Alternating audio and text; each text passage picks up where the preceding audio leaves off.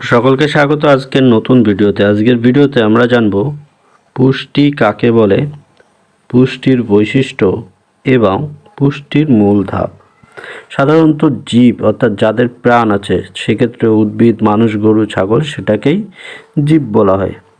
এই জীবের যে সমস্ত উপাদানগুলি গ্রহণ করলে তাদের শরীরের বৃদ্ধি ঘটবে, অঙ্গ প্রত্যঙ্গের বৃদ্ধি ঘটবে এবং তাদের শরীরে রোগ প্রতিরোধক ক্ষমতা গড়ে উঠবে, তাকে সাধারণত বলা হয়ে থাকে পুষ্টি। এবার এই পুষ্টি কাকে বলে লিখতে গেলে আমরা লিখতে পারি, পুষ্টি কাকে বলে অর্থাৎ যে জৈব শারীরবৃত্তিক প্রক্রিয়ায় জীব দেহের খাদ্যবস্তু গ্রহণ, পরিপাক, শ্বসন, আত্তীকরণ করে এবং যেগুলো তার দেহের বৃদ্ধি সাধন, ক্ষয়পূরণ, শক্তি উপাদান ও রোগ প্রতিরোধ ক্ষমতা বজায় রাখে, তাকেই বলা হয় পুষ্টি। অর্থাৎ জীব দেহে কোনো কিছু খাবে, তার মধ্য থেকে খাদ্য গ্রহণ করলো, সেটা পরিপাক হবে, অর্থাৎ ভেঙে ভেঙে টুকরো বিটুকরো হবে, পরিপাক হয়ে বিভিন্ন অঙ্গের মধ্যে দিয়ে যাবে, গিয়ে আত্তীকরণ হয়ে সেইগুলো থেকে দেহের জন্য শক্তি সৃষ্টি হবে, কিডনির মাধ্যমে, রক্তের মাধ্যমে দেহে গিয়ে রোগ সৃষ্টি করবে বা শক্তির সৃষ্টি করবে, তাকেই সাধারণত আমরা এক কথায় পুষ্টি বলবো।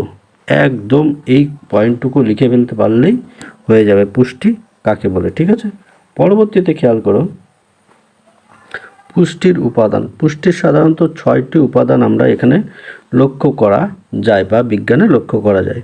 সাধারণত খাদ্য গ্রহণ থেকে আমরা 6টি উপাদান পেয়ে থাকি। 1 শর্করা,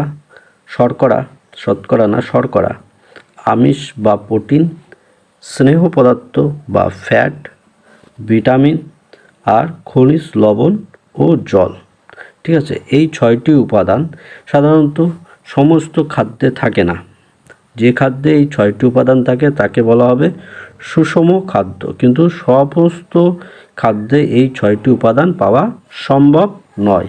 তার জন্যই আমাদের ডাক্তারের কাছ থেকে বিভিন্ন ভিটামিনের ফাইল খেতে হয়। পরবর্তীতে দেখো খাদ্য গ্রহণ। এবার এই যে প্রক্রিয়াগুলো কিভাবে হচ্ছে। প্রথমে হচ্ছে খাদ্য গ্রহণ। ঠিক আছে, মানব শরীরে মুখ বা অন্য কোনো মাধ্যম দিয়ে খাদ্য দেহে প্রবেশ করানোতেই সাধারণত খাদ্য গ্রহণ বলা হয়।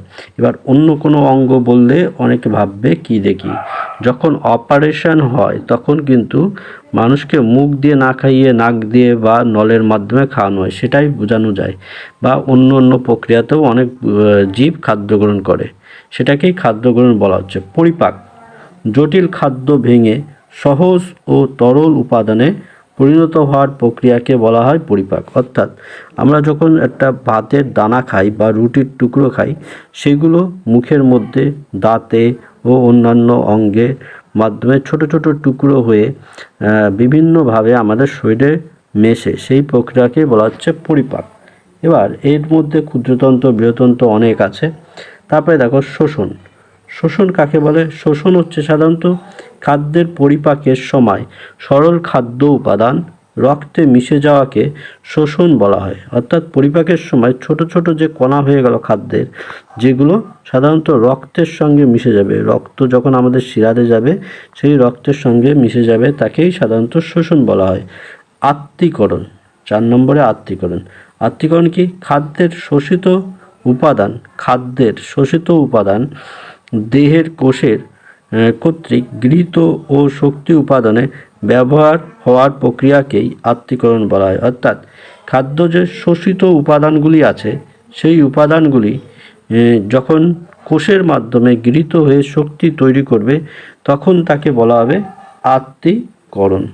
আত্তীকরণের পরে আছে বজ্র নিষ্কাশন কি, বজ্র মানে হচ্ছে সাধারণত আমাদের পায়খানা, বাথরুম, মল মূত্র বলা হচ্ছে বজ্র, অর্থাৎ যা আমাদের শরীরে প্রয়োজন না, অর্থাৎ খাদ্যের অপাচ্য অংশ দেহ থেকে বের করে দেওয়ার প্রক্রিয়াকেই বলা হয়ে থাকে বজ্র নিষ্কাশন।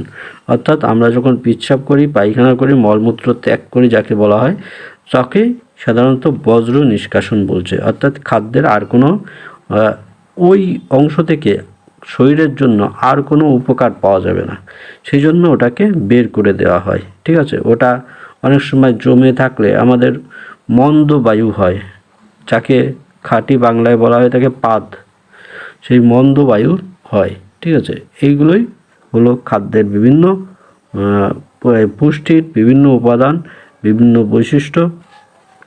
আশা করি বোঝাতে পারলাম। সঙ্গে থাকবেন, সাথে থাকবেন। আমাদেরকে নতুন চ্যানেল লাইক, শেয়ার, সাবস্ক্রাইব করে উৎসাহিত করবেন।